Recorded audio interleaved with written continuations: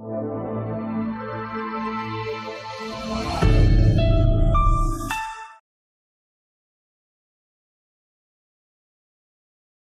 मेरे प्यारे बच्चों, कैसे हैं आप सब लोग। स्वागत है आपका आपकी अपनी कक्षा 7 में। और आज हम कराने जा रहे हैं आपकी प्रिय पुस्तक वाणी श्रृंखला से हमारा समाज और पर्यावरण। आज हम करने जा रहे हैं पाठ 3 और हमारे पाठ का शीर्षक है दिल्ली के सुल्तान यानी कि एम्परर्स ऑफ दिल्ली। तो आज हम इस पाठ के माध्यम से दिल्ली के सुल्तानों के बारे में जानकारी लेते हैं। सल्तनत युग, गुलाम वंश, खिलजी वंश, तुगलक वंश, सैयद वंश, लोदी वंश, ये है इसकी सबसे पहले भूमिका। तो इसमें कुतुबुद्दीन ऐबक ने भारत में गुलाम वंश की स्थापना की। इस वंश के सभी शासक अपने प्रारंभिक जीवन में किसी न किसी के गुलाम रहे थे। तुर्की मूल रूप से 5 वंशों ने 1206 से 1526 ईस्वी के बीच भारत में शासन किया। ये वंश क्रमशः थे दास यानी कि गुलाम खिलजी, तुगलक सैयद और लोदी। भारतीय इतिहास में ये काल सल्तनत वंश कहलाता है, कहा जाता है। तो सबसे पहले सल्तनत काल, इसको पढ़ते हैं। सन 1206 से 1526 ईस्वी के काल को भारतीय इतिहास में सुल्तान काल के नाम से जाना जाता है। इस अवधि में तुर्की मूल के 5 वंशों ने उत्तरी भारत पर राज्य किया। गुलाम यानी कि दास, खिलजी यानी तुगलक, सैयद तथा लोदी। कुतुबुद्दीन ऐबक ने भारत में गुलाम यानी कि मामलुक वंश की नींव डाली। इस वंश के प्राय सभी शासक कभी न कभी गुलाम रहे थे। ऐतिहासिक स्रोत, दरबारी अभिलेख, यात्रियों के यात्रा वृत्तांत तथा ऐतिहासिक इमारतें सल्तनत काल के ऐतिहासिक स्रोत हैं। दरबारी अभिलेख में अमीर खुसरो का तुगलकनामा तथा तारीख ए अलाई, जियाउल-ए-दीन बर्नी का तारीख ए फिरोज शाही तथा स्वयं फिरोज शाह द्वारा रचित फुतुहात ए फिरोज शाही, याहिया बिन अहमद का तारीख ए मुबारक शाही, नियामत उल्लाह का मखजारी ए अफगान इत्यादि ग्रंथ सल्तनत काल शासकों के शासन प्रबंध, उनके व्यक्तित्व तथा प्रमुख घटनाओं पर प्रकाश डालते हैं। यात्रियों के अभिलेखों में इब्न बत्ता, मार्को पोलो तथा निकिथिन प्रमुख हैं। ऐतिहासिक इमारतों जैसे कुतुब मीनार, कुव्वत उल इस्लाम मस्जिद, अलाई दरवाज़ा, गयासुद्दीन तुगलक का मकबरा, हौज खास, फिरोज शाह कोटला आदि भी विभिन्न सुल्तानों की स्थापना में अभिरुचि पर प्रकाश डालते हैं। और अब हम पढ़ेंगे गुलाम वंश। कुतुबुद्दीन ऐबक गुलाम वंश का संस्थापक था, जिसे मामलुक वंश भी कहा जाता है। इस वंश के शासकों को गुलाम शासक इसलिए कहा जाता है क्योंकि इनमें से 3 शासक गुलाम थे जो अपनी योग्यता, दक्षता तथा गुणों के बल पर राजा बने थे। कुतुबुद्दीन ऐबक मोहम्मद गौरी का विश्वसनीय सेनापति था। गौरी की मृत्यु के बाद ऐबक ने लाहौर में एक स्वतंत्र राज्य की स्थापना की तथा दिल्ली सल्तनत की नींव डाली। ऐबक को छोड़कर इस वंश के सभी सुल्तान तुर्कों के इल्बारी कबीले के थे। कुतुबुद्दीन ऐबक को अधिक समय तक शासन करने का अवसर नहीं मिला। लाहौर में चौगान खेलते समय 1210 ईस्वी में घोड़े से गिर जाने से उनकी मृत्यु हो गई। उसने अपने छोटे शासनकाल में अपने राज्य को सुदृढ़ करने का प्रयत्न किया। वह एक निर्माता भी था। उसने दिल्ली के पास कुतुब मीनार का निर्णय कार्य आरंभ करवाया, अजमेर में 2.5 दिन का झोपड़ा और दिल्ली में कुव्वतुल इस्लाम मस्जिद का निर्माण करवाया। वह एक उदार शासक था। उसने हिंदू एवं मुसलमानों में भेदभाव नहीं किया। वह दोनों का उदारतापूर्वक दान किया करता था। इसी कारण उसे लाल बख्श की उपाधि से विभूषित किया गया। कुतुबुद्दीन ऐबक की मृत्यु के बाद इल्तुतमिश 1210 ईस्वी में दिल्ली का शासक बना, जो पहले एक गुलाम रह चुका था। उसने भारत में मुस्लिम साम्राज्य का वास्तविक निर्माता कहा जाता है। उसे को वास्तविक निर्माता कहा जाता है किस लिए? मुस्लिम साम्राज्य का शासक बनाने के लिए। इल्तुतमिश ने लगभग 26 वर्षों तक शासन किया। अपने शासन के प्रारंभिक काल में उसने शासन को मजबूती प्रदान की तथा विद्रोहों का दमन किया। अपनी कूटनीति में उसने मंगोल आक्रांत चंगेज खां को आक्रमण से अपने साम्राज्य की रक्षा की। बगदाद के खलीफा ने उसे 1229 में हिंदुस्तान का सुल्तान की उपाधि प्रदान की। इल्तुतमिश ने प्रशासन में अनेक सुधार किए एवं उन्हें मजबूत बनाया। उसने कुलीन वर्ग के 40 सरदारों का एक संगठन बनाया। अपने साम्राज्य को उसने बहुत से एकताओं में विभाजित किया जो अधिकारियों तथा सामंतों को वेतन के स्थान पर प्रदान किए जाते थे। इल्तुतमिश ने चांदी एवं तांबे के सिक्के चलाए थे जो टका तथा जीतल कहे जाते थे। कुतुब मीनार का भी उसने पूरा किया निर्माण, जो आधा अधूरा निर्माण रह गया था तो कुतुब मीनार को भी उसने पूरा कराया, जिसका निर्माण कुतुबुद्दीन ने प्रारंभ किया था। 1236 ईस्वी में उनकी मृत्यु हो गई। इल्तुतमिश अपने पुत्रों की अयोग्यता से परिचित था, अतः उसने अपनी पुत्री रजिया सुल्ताना को अपना उत्तराधिकारी बनाया। रजिया योग्य तथा कुशल प्रशासिका थी। उसने केवल 4 वर्ष तक ही शासन किया। उसके विद्रोहियों ने 1240 में उसकी हत्या कर दी। रजिया के उत्तराधिकारी अयोग्य तथा कमजोर शासक सिद्ध हुए, इसलिए 1246 में तुर्क सरदारों ने नसीरुद्दीन महमूद को सुल्तान बनाया। नसीरुद्दीन महमूद ने 1266 तक शासन किया। उसकी मृत्यु के बाद गयासुद्दीन बलबन दिल्ली का सुल्तान बना। बलबन इल्तुतमिश का एक विश्वस्त गुलाम था। अपनी योग्यता के कारण वह 40 सरदारों में सम्मिलित होने में सफल हुआ। इल्तुतमिश के शासनकाल में वह प्रमुख प्रशासक के पद पर कार्य करता था। उसने अपने 20 वर्ष के शासन में रक्त एवं लौह की नीति का पालन किया। 1286 में उसकी मृत्यु हो गई। बलबन ने मंगोल आक्रमणों से देश को बचाया। उसने 40 सरदारों के समूह की शक्ति का नाश किया। उसने लोगों को सिजदा एवं पाबोस करने के लिए प्रोत्साहन किया। बलबन ने सुल्तान की शक्ति का बहुत विस्तार किया। वह अपने को पृथ्वी पर ईश्वर की छाया अर्थात पैगंबर का उत्तराधिकारी समझता था। और अब है खिलजी वंश। मोहम्मद खिलजी का वंश आया। चलिए पढ़ते हैं अब। खिलजी वंश। गुलाम वंश के पतन के बाद दिल्ली में जलालुद्दीन खिलजी वंश की स्थापना की। वह सन 1290 में 70 वर्ष की आयु में सिंहासन पर बैठा। 70 वर्ष की आयु में सिंहासन पर बैठा था। उसका भतीजा तथा दामाद अलाउद्दीन खिलजी था, एक महत्वाकांक्षी व्यक्ति था। उसने धोखे से अपने चाचा जलालुद्दीन का वध किया तथा स्वयं 1296 में सुल्तान बन बैठा। अलाउद्दीन खिलजी में महान सैन्य प्रतिभा थी। उसने मंगोल आक्रमणों से सुरक्षात्मक नीति को अपनाया। मंगोल पहले ही 6 बार सल्तनत पर आक्रमण कर चुके थे।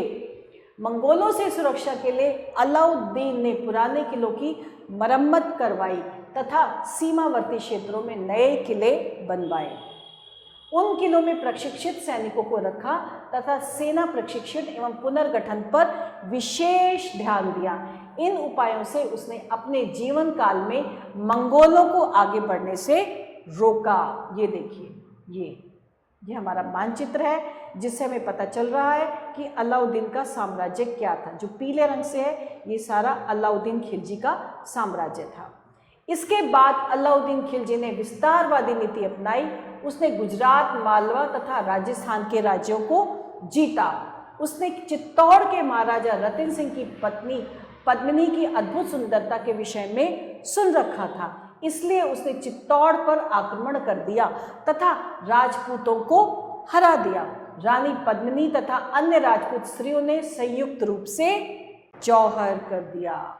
राजस्व के क्षेत्र में अलाउद्दीन ने अनेक सुधार किए। उसने राजस्व का नियंत्रण भूमि के माप के आधार पर किया तथा उपज का 50% कर के रूप में निश्चित किया। छोटे इस एकताओं को समाप्त करके गांव के मुखिया व अधिकारियों का कर वसूलने के लिए उसने उन्हें बाध्य कर दिया। कर वसूलने के लिए उसने इन लोगों को मजबूर कर दिया, बाध्य कर दिया, तथा अतिरिक्त भूमि पर राजा का नियंत्रण किया। उसने जजिया तथा जकात जैसे अन्य कर भी लगाए। उसने बहुत सारे, जैसे आज इंग्लिश में टैक्सेस बोलते हैं, उसने बहुत सारे कर लगाए, जैसे जजिया, जकात आदि। अलाउद्दीन ने बाजार नियंत्रण प्रणाली लागू की। उसने विभिन्न मदों के मूल्य निश्चित किए तथा विशिष्ट मदों के लिए पृथक बाजार बनाए जो नियंत्रक के अधीन होते थे। जो लोग नियमों का उल्लंघन या धोखेबाजी करते थे उन्हें कठोर दंड दिया जाता था। अलाउद्दीन ने कुशल डाक प्रणाली भी लागू की जिससे साम्राज्य के दूरस्थ क्षेत्रों से संपर्क तथा संचार में आसानी रही। अलाउद्दीन की मृत्यु 1336 ईस्वी में हो गई और अलाउद्दीन उनकी मृत्यु के बाद खिलजी वंश यानी कि 1300 ईस्वी के बाद कायम नहीं रह सका, वह खत्म हो गया। और अब है तुगलक वंश। हम तुगलक वंश पढ़ेंगे जो था 1320 से 1412 ईस्वी। तुगलक वंश का संस्थापक गयासुद्दीन तुगलक था। सुल्तान बनने के पूर्व वह दिवालपुर का गवर्नर था।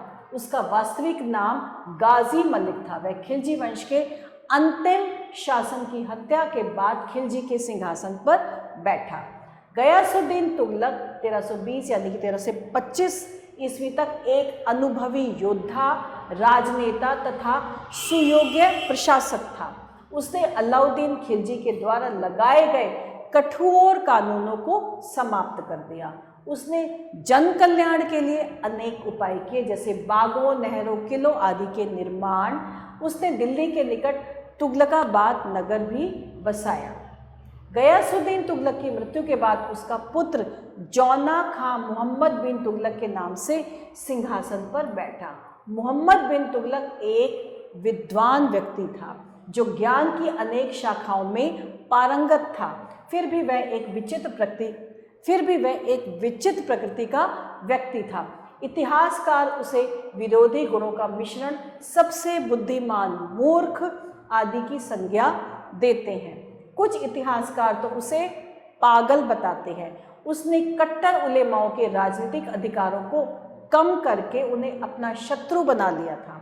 उस एक शासक के रूप में उसकी असफलता उसके निम्नलिखित परिजनों के कारण हुई। क्या थी निम्नलिखित परियोजनाएं? सबसे पहले है 1336 ईस्वी में उसने दोआब प्रदेश के किसानों के करों में वृद्धि कर दी क्योंकि उसे सेना के खर्च के लिए अतिरिक्त धन की आवश्यकता थी। उस समय दोआब अरब प्रदेश में भयंकर अकाल पड़ा हुआ था, इसलिए किसान जो थे उस सुल्तान के विरुद्ध हो गए, क्योंकि एक तो अकाल पड़ा हुआ है और फिर उसने उनके करों में और ज़्यादा वृद्धि कर दी, तो इससे किसान जो थे वो सुल्तान के खिलाफ हो गए, उसके विरुद्ध हो गए। दूसरा कारण था सन 1327 में सुल्तान ने अपनी राजधानी दिल्ली से देवगिरी में स्थानांतरित कर दी, जिसका नया नाम दौलताबाद रखा गया। उसका यह विचार था कि दक्कन पर नियंत्रण करने के लिए दौलताबाद उपयुक्त रहेगा। उसकी यह योजना भी विफल हो गई क्योंकि हजारों लोग तथा उनके मवेशी लंबी तथा कठिन यात्रा के दौरान मारे गए। यही नहीं, दौलताबाद से उत्तरी भारत पर नियंत्रण करना तथा सीमावर्ती क्षेत्रों की सुरक्षा करना असंभव हो गया। इसलिए सुल्तान ने आदेश दिया, इससे लोगों को अपार कठिनाइयां दोबारा झेलनी पड़ी तथा हजारों जानें चली गई। तीसरा, सन 1329 से 1330 ईस्वी में सुल्तान ने चांदी के सिक्कों के स्थान पर तांबे के सिक्कों का चलन शुरू किया। यह योजना भी असफल हो गई क्योंकि इससे बाजार में बड़ी संख्या में जाली सिक्के आ गए। इससे वाणिज्य और व्यापार में अव्यवस्था और बढ़ गई। तब बाध्य होकर सुल्तान को प्रतीक मुद्रा वापस लेनी पड़ी तथा इसके स्थान पर चांदी के सिक्के देने पड़े। इससे राजनीतिक कोष को भारी क्षति उठानी पड़ी। इसके पश्चात सुल्तान की कई अव्यवहारिक योजनाएं थीं। उसने खुरासान तथा इराक को विजित करने का निर्णय किया तथा परिवहन एवं भौगोलिक परिस्थितियों के विषय में बिना सोचे समझे एक विशाल सेना का गठन कर लिया और फिर इस योजना को त्याग दिया। पहले तो गठन किया और फिर उसको छोड़ दिया, उसको त्याग दिया। इसके बाद भारत तथा चीन के मध्य स्थित काराजल के पहाड़ों का कब्जाने के लिए एक विशाल सेना का गठन किया। इस प्रकार के बेतुके खर्चों से सारा खजाना जो था वो खाली हो गया। मोहम्मद बिन तुगलक के बाद उसका चचेरा भाई फिरोज तुगलक सिंहासन पर बैठा। वह एक कट्टर मुसलमान था। उसने सरदारों तथा उलेमान को खुश करने के लिए उन्हें जमीन दे दी। उसने बहुत से करों को समाप्त कर दिया और नए कर लगा दिए।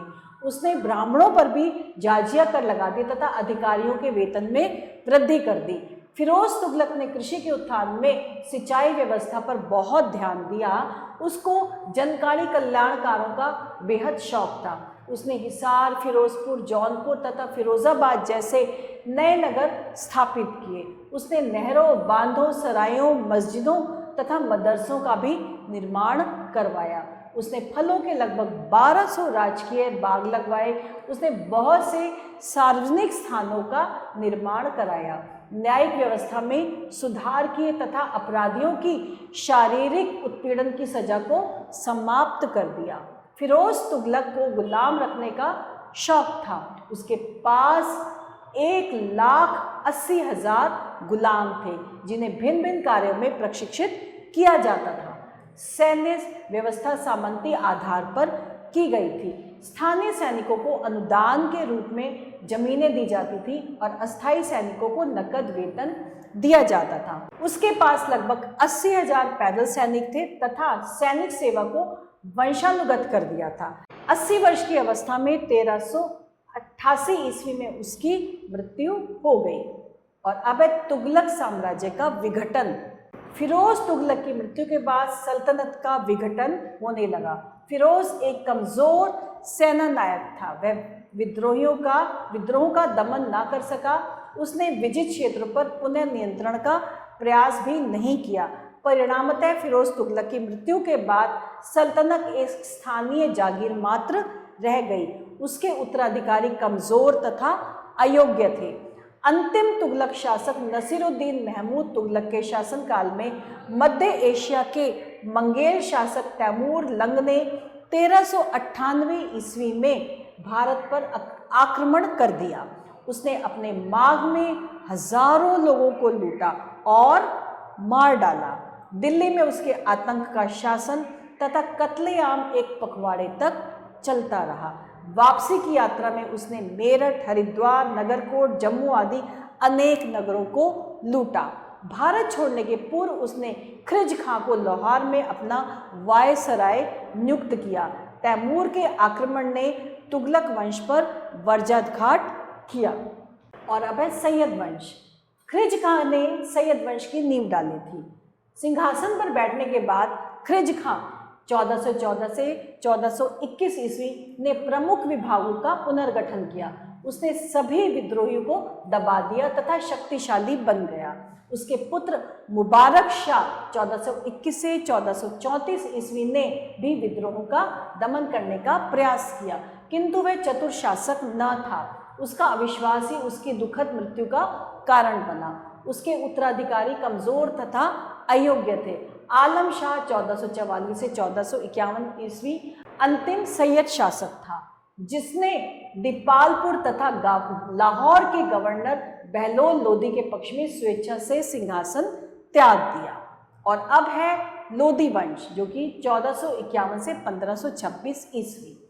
बहलोल लोदी ने लोदी वंश की स्थापना की। यह वंश सल्तनत काल का अंतिम वंश था। इस वंश का इतिहास सुल्तान तथा सरदारों एवं छोटे जमींदारों और शक्तिशाली हाकिमों के परस्पर संघर्ष से भरा था। लोदी वंश का शासन 75 वर्षों तक कायम रहा।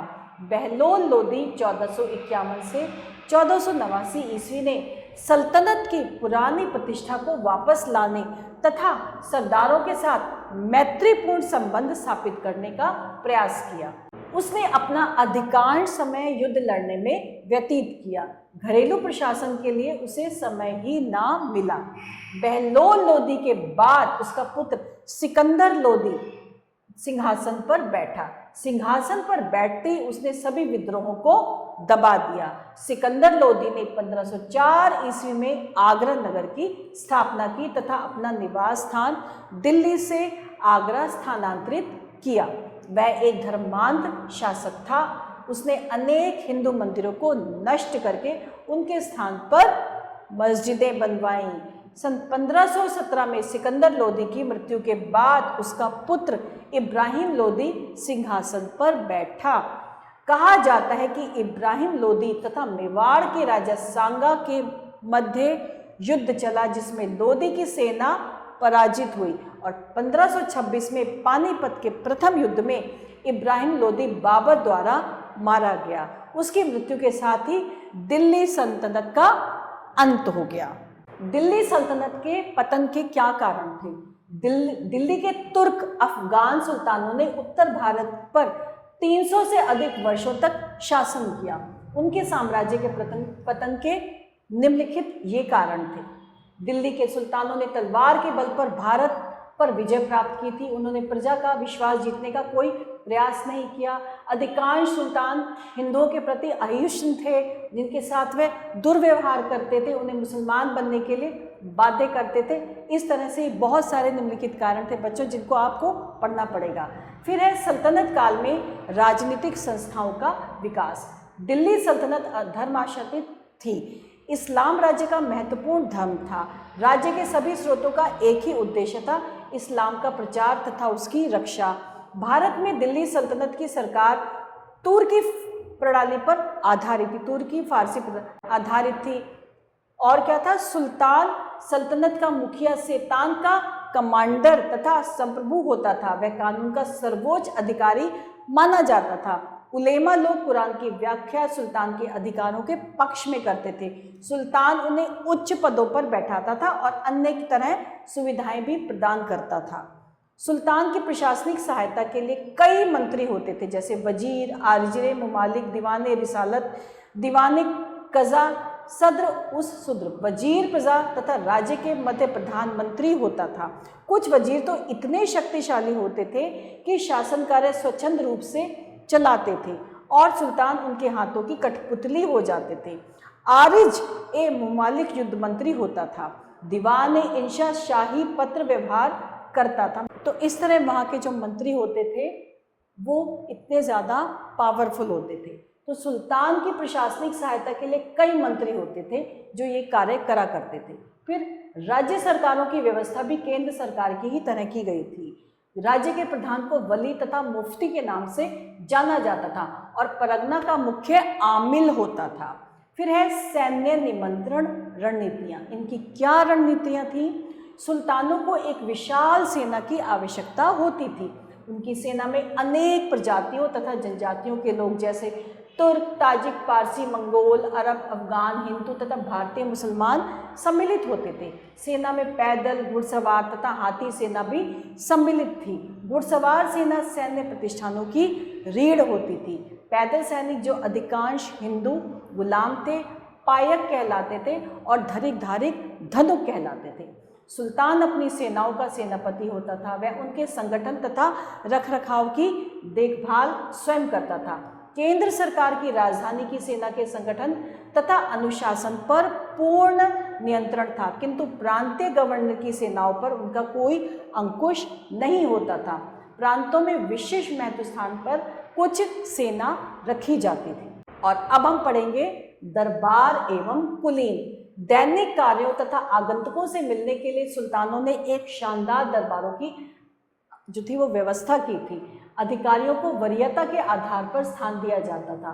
शाही दरबार प्रायः शाही महल का एक भाग होता था। इब्न बतूता के अनुसार किसी भेंटकर्ता को भारी सुरक्षा से घिरे हुए द्वारों से होकर गुजरना पड़ता था। दरबार एक बड़ा तथा सुसज्जित हॉल होता था। सुल्तान बलबन ने सिजदा तथा पाबोस की जो थी परंपराएं वो प्रदान की हुई थी, प्रारंभ कर दी थी। सुल्तान कुलीनों की सहायता से शासन चलता था। इल्तुतमिश ने चालीसा की स्थापना की थी, जो 40 तुर्की सरदारों का एक समूह था। अधिकांश कुलीन भारत में बसने वाले तुर्की या अफगान परिवारों से संबंध रखते थे। भारतीय मुसलमान तथा हिंदू भी अधिकारियों के तौर पर नियुक्त किए गए थे। भूमि नियंत्रण। भूमि राजस्व सुल्तान की आय का एक प्रमुख स्रोत होता था। भूमि को खालिसा, इक्ता, हिंदुओं की राजगीरों तथा मुस्लिम संतों एवं विद्वानों को दी जाने वाली भूमि में बांटा जाता था। इक्ता को पुनः शिक तथा शिक को परगना के बारे में बांटा जाता था। परगना में कई गांव होते थे। परगना का मुखिया अमील तथा गांव का मुखिया मुकद्दम होता था।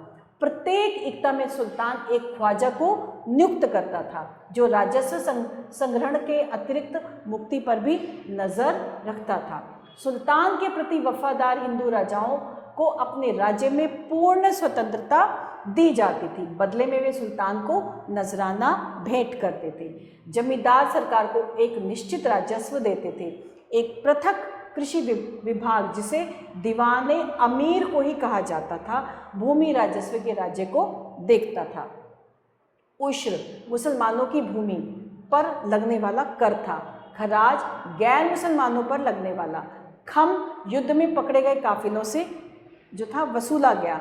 जकात एक धार्मिक कर था जो केवल मुसलमानों पर लगता था, और जजिया केवल गैर मुसलमानों पर लगने वाला कर था। आय के जो अन्य स्रोत थे बच्चों, वो थे आयातों पर 22% कर लगता था। घोड़ों के आयातों पर 5% कर लगता था। गृह कर, पशु चारण कर आदि अन्य छोटे कर थे।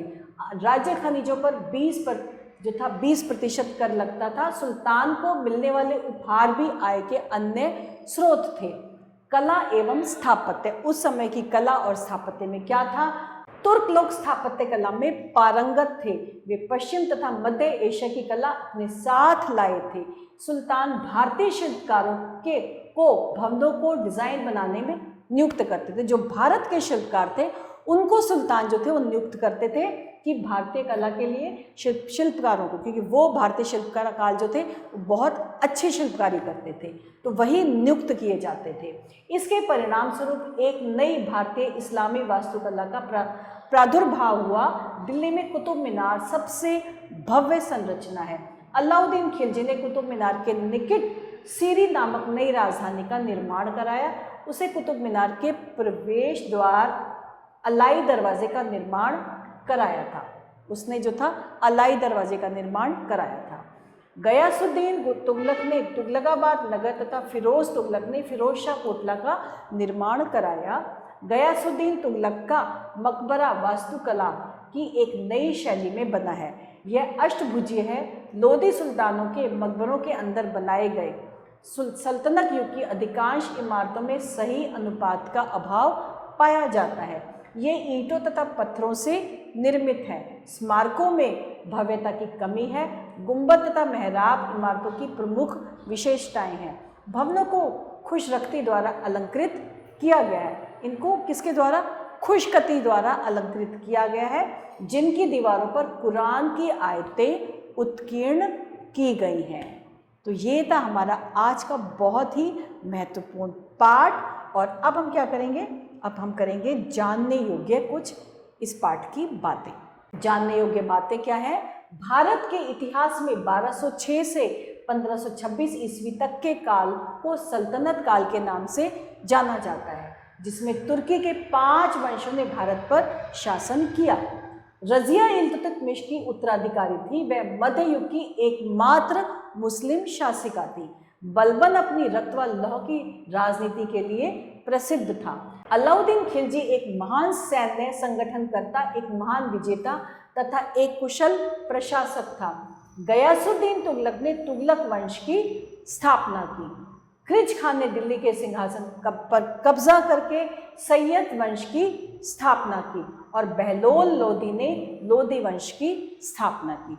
ये थी हमारे पाठ की कुछ याद रखने योग्य बातें। और इसके बाद है अभ्यास। बच्चों, इस पाठ को आप फिर से एक बार ध्यान से करेंगे और इसका अभ्यास आप स्वयं करेंगे। इसके साथ ही हमारा आज का पाठ समाप्त हुआ, और इसके साथ हमारा ये आज का पाठ यहीं समाप्त होता है। आभार।